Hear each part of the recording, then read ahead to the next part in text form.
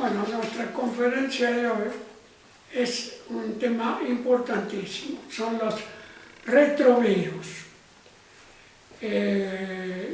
Su nombre deriva de la retrointegrasa, la retroinvertasa, retrotranscriptasa, revertasa, son distintos nombres que tiene esta enzima.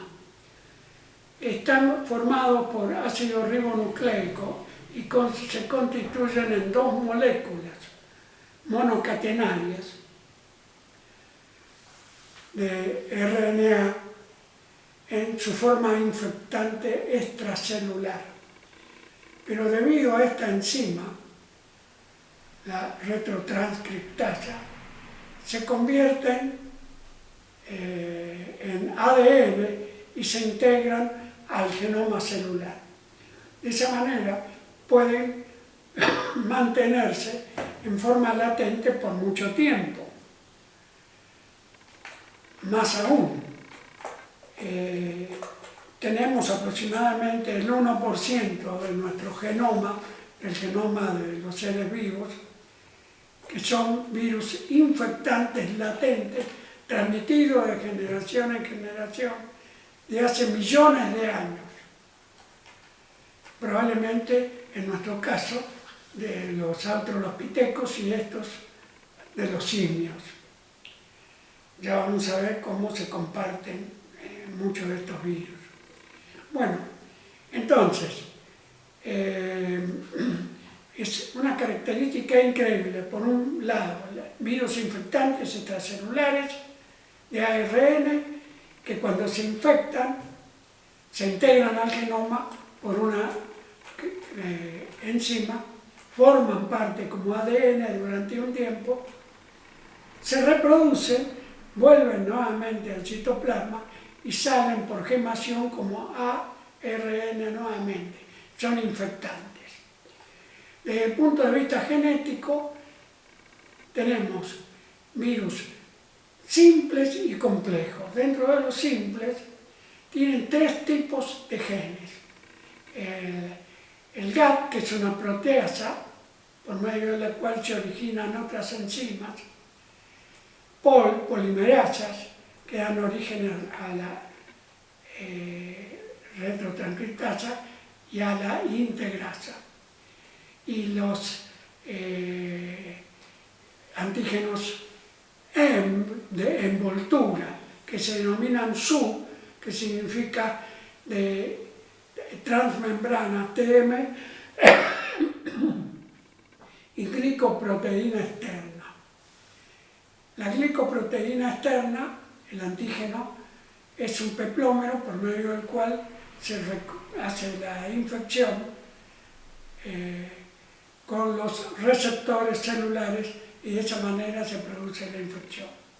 La característica de estos virus son virus lentos y latentes que van a dar lugar a originar enfermedades, fundamentalmente cánceres, linfomas, leucosis, enfermedades inmunosupresivas, SIDA, humano y animal, ya vamos a hablar en detalle de todo esto.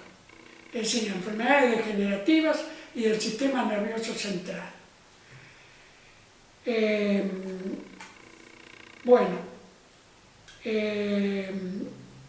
Dentro de la multiplicación, o dentro de la taxonomía viral, digamos que se los acostumbra a diferenciar con letras griegas. Alfa retrovirus, beta retrovirus, gamma retrovirus, delta retrovirus, epsilon retrovirus, que son los únicos retrovirus de animales de sangre fría, de peces. Y los retrovirus complejos, los lentivirus, que son los más importantes de todos para nuestra charla de hoy. Los alfa retrovirus son virus aviares que afectan a las aves de corral. Los beta retrovirus nos importan en el sentido de que tenemos el tumor mamario del ratón y los tumores mamarios, tanto de mujer como del hombre, es decir, algo tan común como el tumor de mama del ser humano, es causado por beta-retrovirus.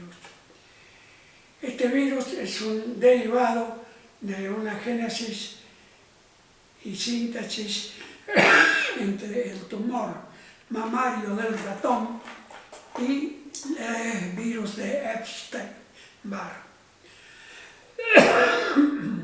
Discúlpenme. Los gamma-retrovirus son virus felinos, fundamentalmente el MILEF, el virus de la leucemia felina. Los delta-retrovirus, tenemos dos tipos de virus muy importantes. El virus de la leucosis enzootica del bovino, que es muy común, causante de sarcomas bovinos, de animales bovinos de mucha edad, son virus latentes en su inmensa mayoría, pero que aproximadamente en animales de unos 6 años originan el sarcoma. Y los HTLV humanos, que son los causantes de leucemias, linfomas humanos. Está el HTLV1, que es el más común de todos, que causa la leucosis humana. Son virus latentes. Les pido disculpas haber padecido hace poquito una bronquitis. Son virus latentes que se mantienen durante muchos años luego de la primera infección para producir luego, aproximadamente la mayor parte de ellos, a partir de los 50 años, leucosis agudas del ser humano, fundamentalmente en los individuos masculinos. Es transmitido de la madre al hijo. Es una transmisión muy parecida también al virus del SIDA, en el sentido que hay infecciones a través de vía sexual, por agujas y de otras formas. Los Epsilon retrovirus son virus de peces.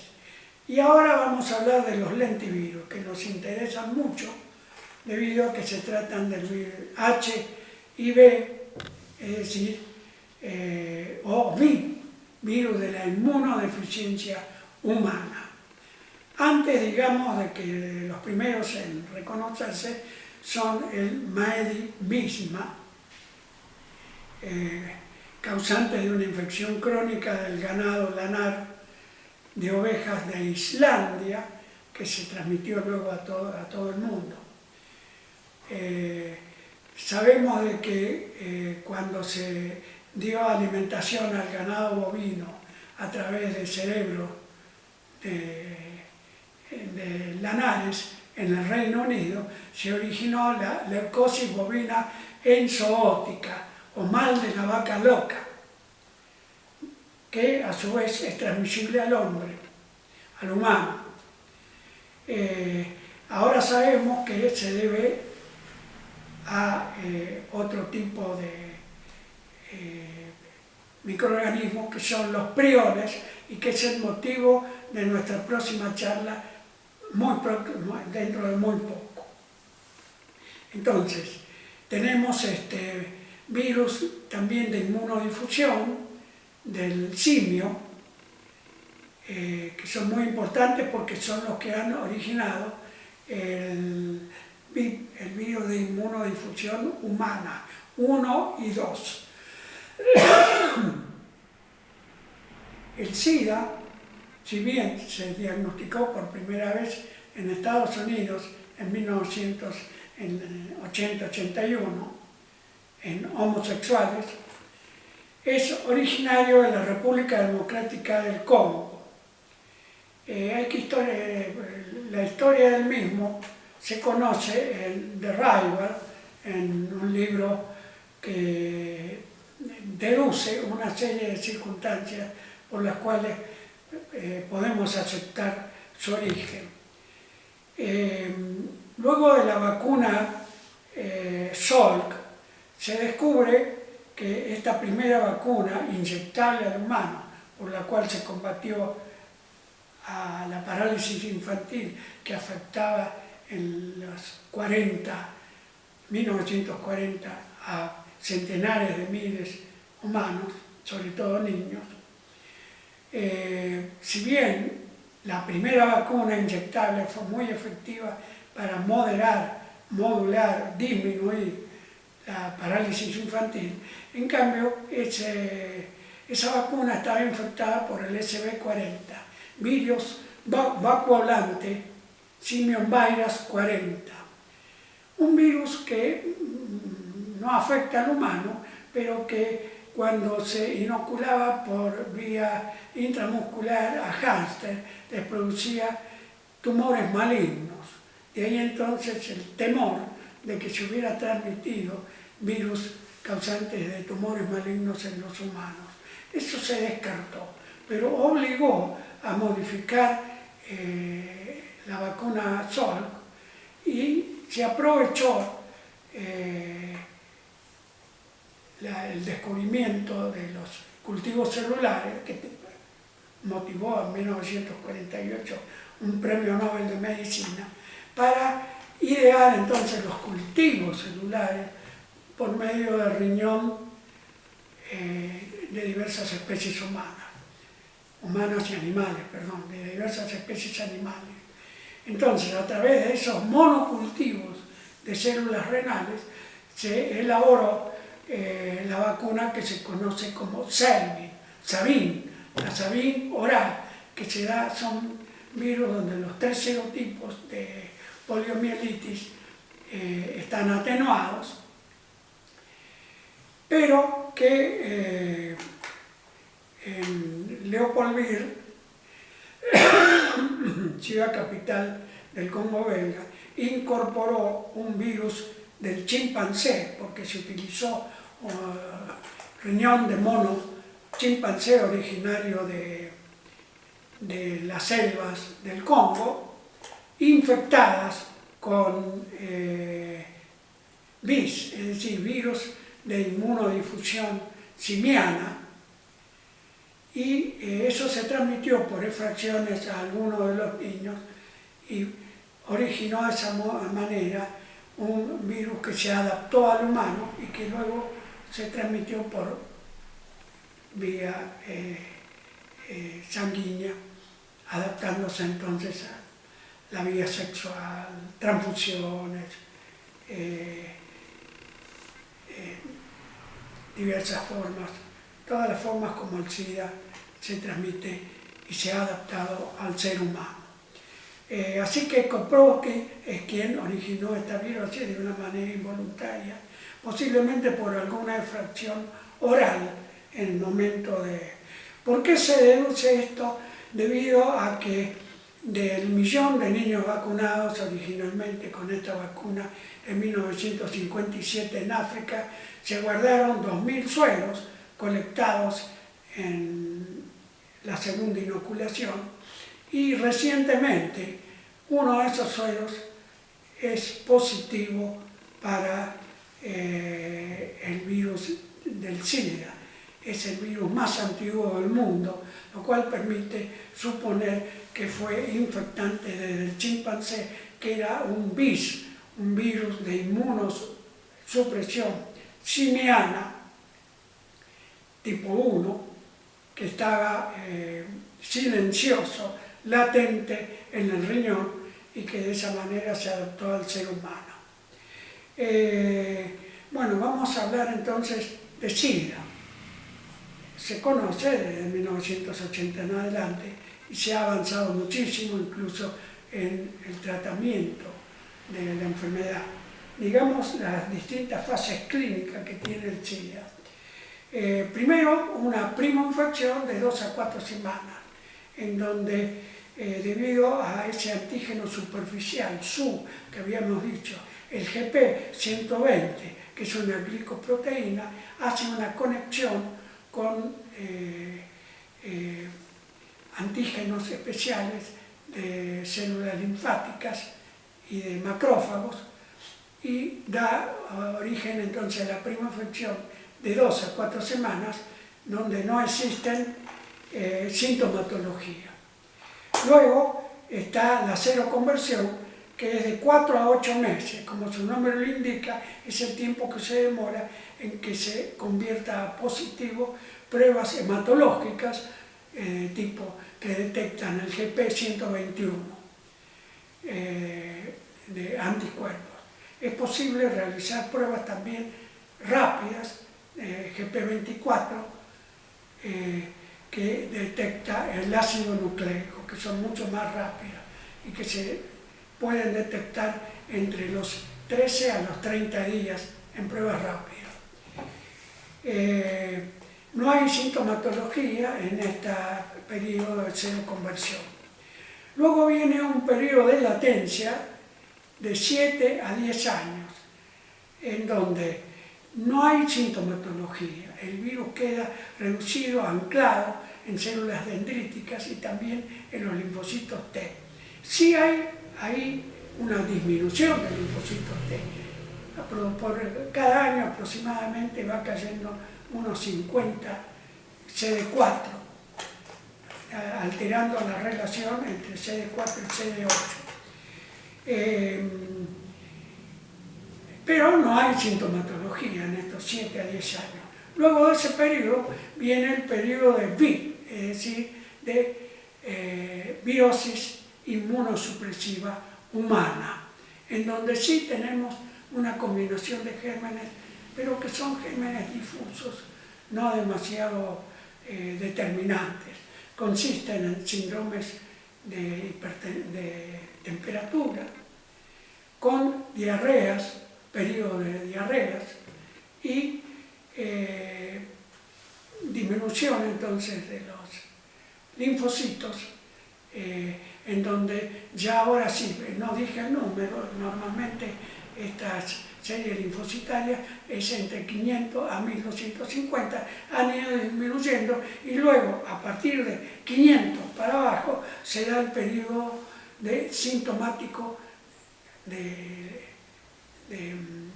virosis sintomática. Entonces, fiebre, diarreas crónicas y linfoadenopatías. Es una cosa no muy determinante que hace que, si se sospecha entonces SIDA, se busca los antígenos que hemos citado y es posible también realizar pruebas de ELISA para hacer más fino la sintomatología, el diagnóstico. El periodo final es el periodo de SIDA, que significa síndrome de inmunodeficiencia adquirida. El SIDA, como decimos, se conoce desde 1980 y es todo lo que hemos citado antes, magnificado por infecciones oportunistas. Es decir, ha caído tanto el número de linfocitos T, que son nuestros guardianes, son los que nos permiten, junto con las linfocinas de los macrófagos, mantener sano nuestro organismo y a raya. Si a veces somos infectados, por ejemplo, todos, ya hemos dicho en la parte de tuberculosis, que tenemos una tuberculosis inactiva, todo el mundo, a través de la BCG, que se le da al recién nacido, o a infecciones, o a reinfecciones que puede haber. Entonces, tenemos esa tuberculosis, pero inaparente, inactiva. ¿Por qué? Porque tenemos un sistema linfocitario y de macrófagos activo, con el número y la actividad normal. Al disminuir estos CD4 que digo, cae también el estímulo para linfocina de los macrófagos y de esa manera entonces se reactivan las tuberculosis. Podemos tener, se produce, es muy común entonces en el SIDA combinarse con la tuberculosis. También las micobacteriosis que son el Mycobacterium intracelulares, avión intracelulares, son muy comunes con el SIDA. Dentro de las diarreas tenemos los microsporidios y los criptosporidios.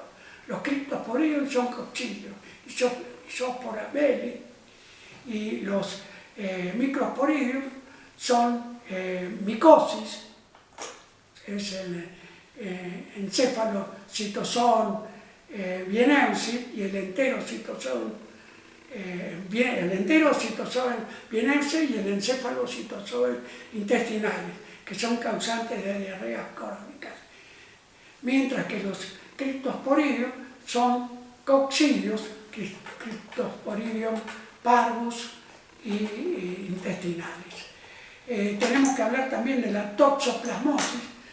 Es un protozoario muy común, donde un 40 o un 50% de los humanos son infectados, pero tenemos infecciones latentes, donde nuestro sistema inmune lo mantiene dominado. Pero cuando existe SIDA, se producen entonces movilización de los taquizoitos y podemos tener retinitis, coroiditis, es decir, infecciones en retina y coroides, y de esa manera uveitis y síntomas oculares muy importantes. También es importante el Chagas en el SIDA, puesto que se reactivan las infecciones, y son infecciones latentes, se reactivan y de esa manera el Chagas es peligroso en la tuberculosis. Existen otras infecciones del mintos, cisticercosis y otros, así que realmente se trata de una enfermedad muy importante. Ya en la etapa de SIDA, con las infecciones oportunistas, es posible entonces la muerte del individuo. Muchas gracias.